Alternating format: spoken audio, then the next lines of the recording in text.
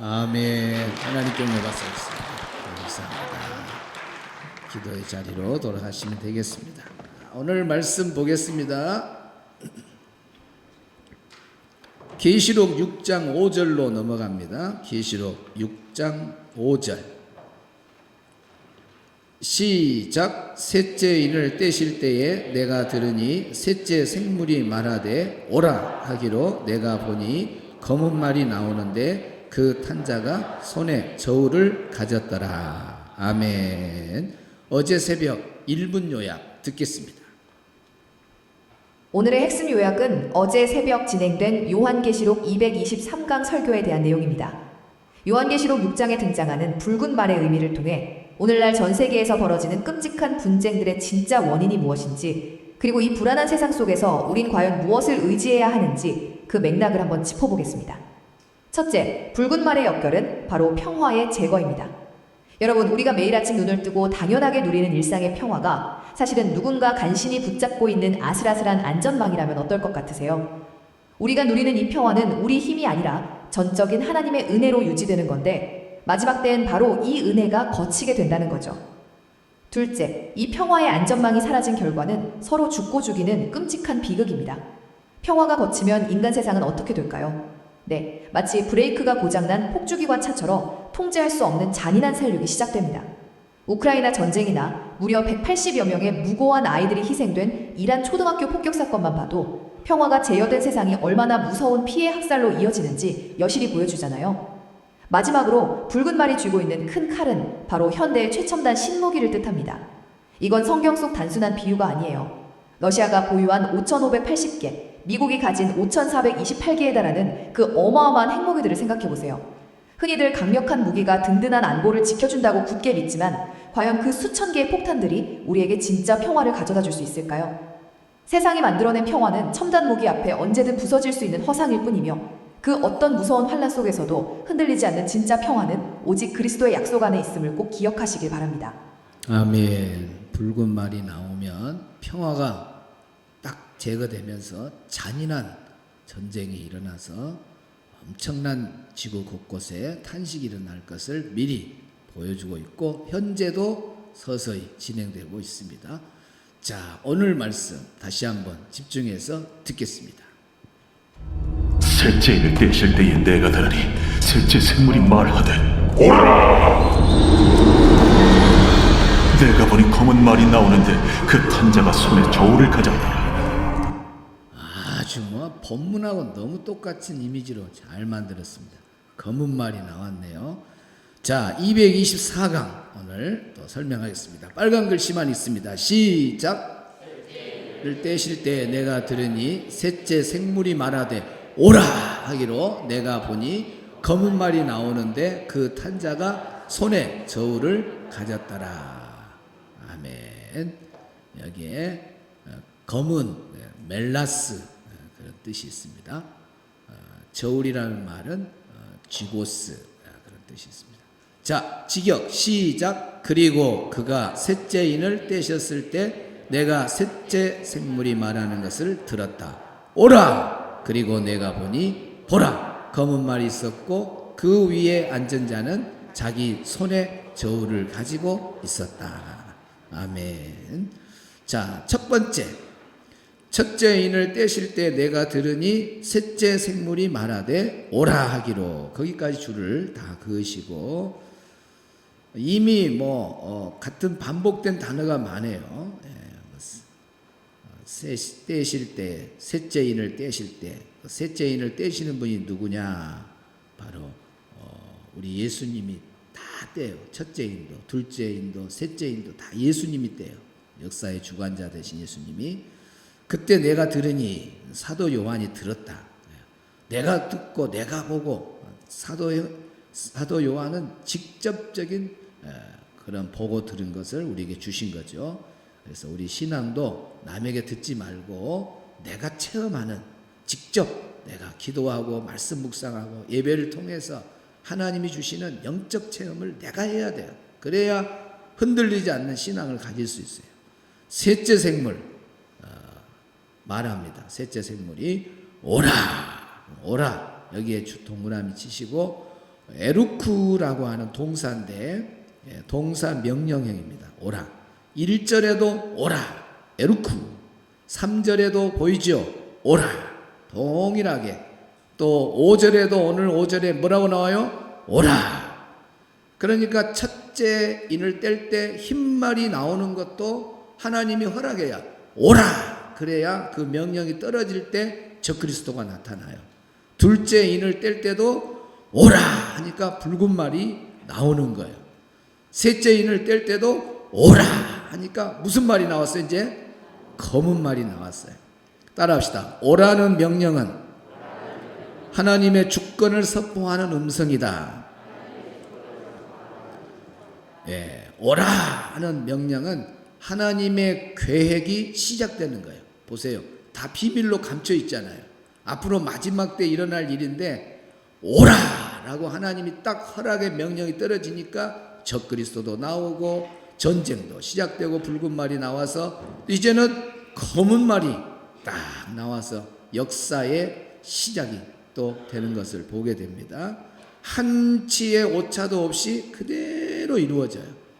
그러니까 하나님의 허락 없이는 아무것도 할 수 없어요. 여러분 사탄도 전쟁도 기근도 심판도 다 하나님의 허락하에서 진행되는 걸 믿으시기 바랍니다. 그러니까 우리 하나님이 최고예요. 하나님 최고. 우리 예수님이 최고입니다. 이 마지막 시대에 하나님 바라보고 우리 예수님 붙잡고 살아가는 믿음의 성도들, 깨어있는 성도들이 다 되시기를 축복합니다. 두 번째, 내가 보니 검은 말이 나오는데 거기 줄 긋고 검은 말에다가 동그라미 치세요. 검은 말, 멜라스. 그냥 색 그대로 검은색을 말합니다. 검은 그 말이에요. 근데 이 검은 말이 주는 상징이 뭐냐면 의미가 기근입니다. 기근. 어제 그 붉은 말은 뭐예요? 전쟁과 죽음.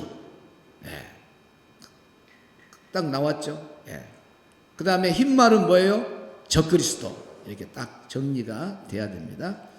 그래서 여기 검은 말은 기근이라고 이렇게 써놓으면 돼요. 기근. 마태복음 24장 7절에 예수님이 오시기 전에 무슨 일이 일어난다고 했냐면은 기근과 지진이 일어나고, 지금 지진 많이 일어나죠. 지금 동시에 세 나라 네 나라가 지진이 왔어요.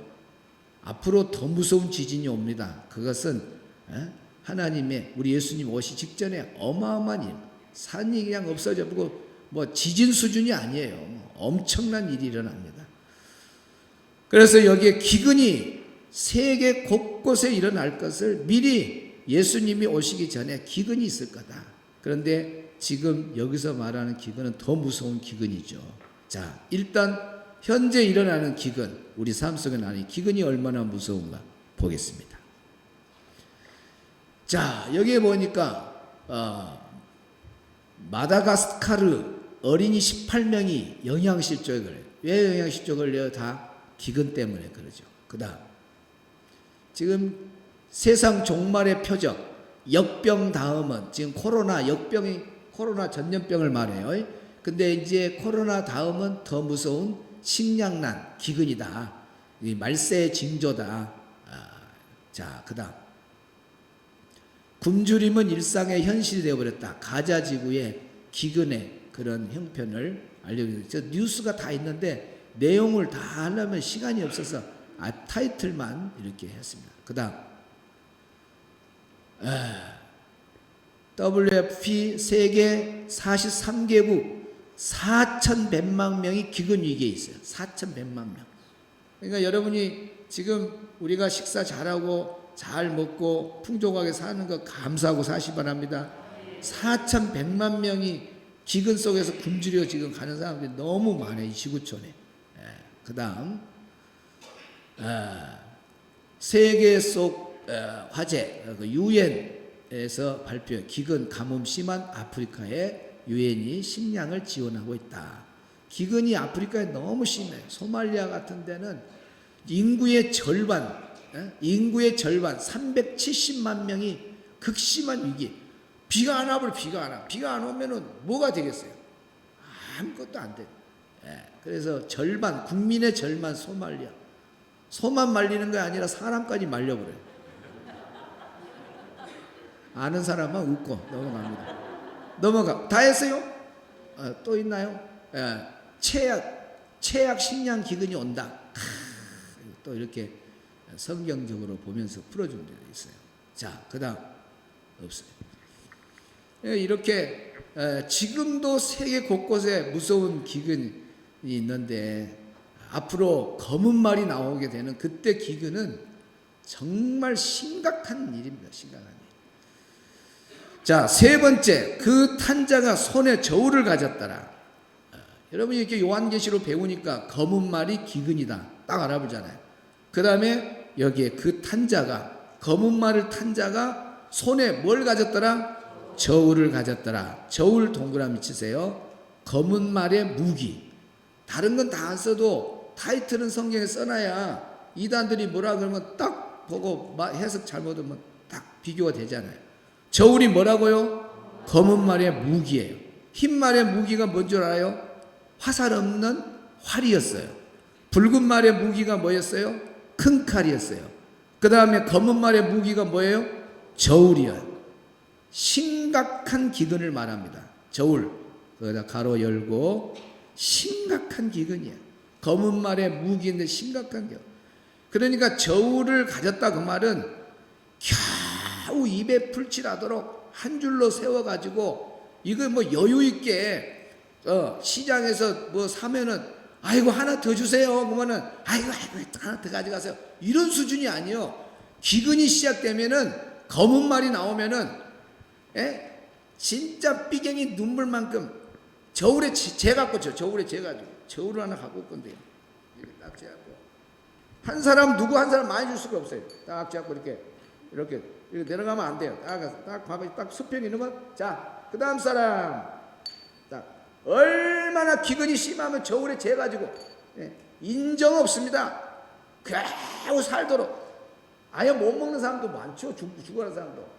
그러나 줄 쓴 사람한테 많이 주는 게 아니에요. 이렇게 재갖고 저울로 재가지고 줘요. 그 말이 뭐예요?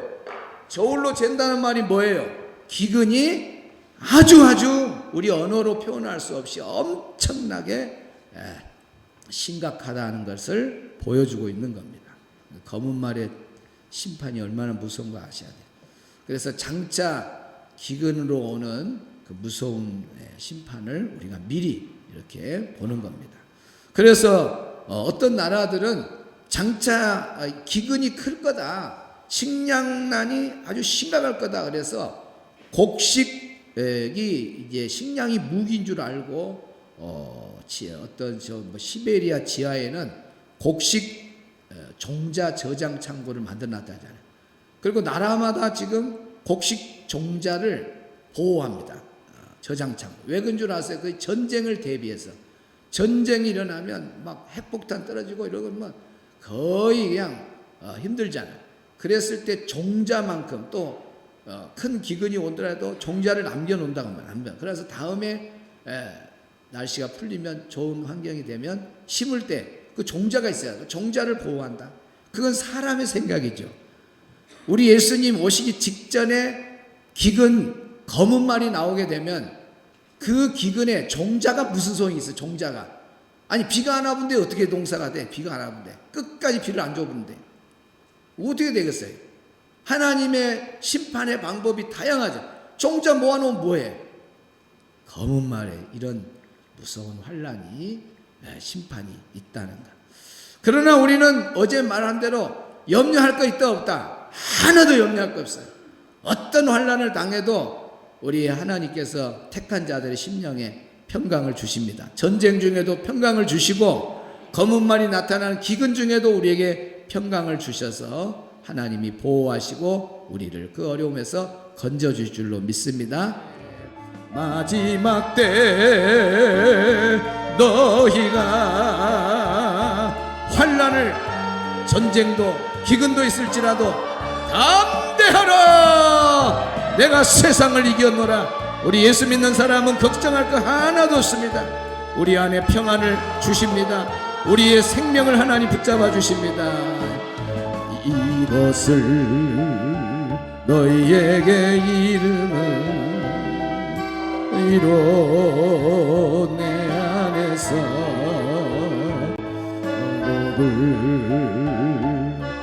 도로 누리게 하려 함이라.